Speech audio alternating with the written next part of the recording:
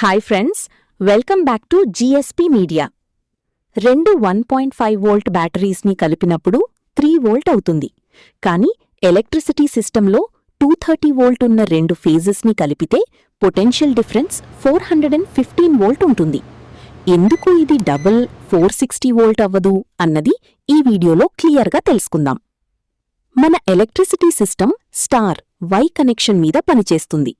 ఇందులో 3 wires phases ఒకచోటే కలిసుంటాయి. దాన్ని మనం న్యూట్రల్ అంటాము. మీరు ఒక ఫేజ్ వైర్ని న్యూట్రల్ వైర్కి మధ్య పొటెన్షియల్ చూస్తే అదే 230 వోల్ట్ అవుతుంది. దీన్ని మనము ఇళ్లల్లో ఫ్యాన్, లైట్ల కోసం వాడుతాము. కాని మీరు రెండు ఫేజెస్ ఫేజ్ టు ఫేజ్ని డైరెక్ట్గా చూసినట్లయితే వోల్టేజ్ పెరుగుతుంది. కాని ఇది 460 వోల్ట్ అవ్వదు. ఎందుకంటే ఈ ఫేజెస్ మధ్య 120 డిగ్రీస్ గ్యాప్ ఫేజ్ షిఫ్ట్ ఉంటుంది.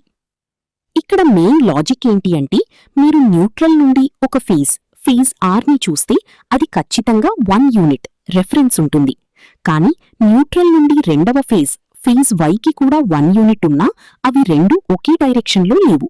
వాటి మధ్య 120 డిగ్రీస్ ఫేజ్ డిఫరెన్స్ ఉండడం వల్ల ఫేజ్ ఆర్తో పోల్చినప్పుడు ఫేజ్ వై యొక్క ఎఫెక్టివ్ పొటెన్షియల్ కేవలం 0.732 మాత్రమే ఉంటుంది.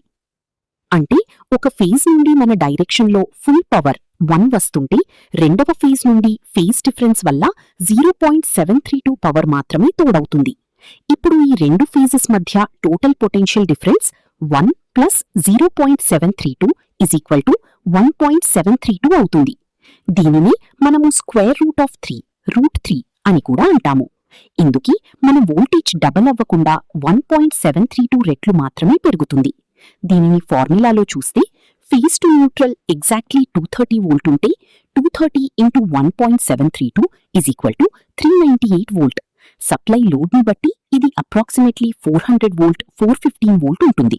అది ఫేజ్ టు న్యూట్రల్ 254 వోల్ట్ ఉన్నప్పుడు 254 × 1.732 = 440 వోల్ట్ అవుతుంది. టెక్నికల్ బ్రేక్డౌన్ మీకు నచ్చితే లైక్ చేయండి. మరిన్ని ఫ్యూచరిస్టిక్ అప్డేట్స్ కోసం సబ్స్క్రైబ్ అవ్వండి.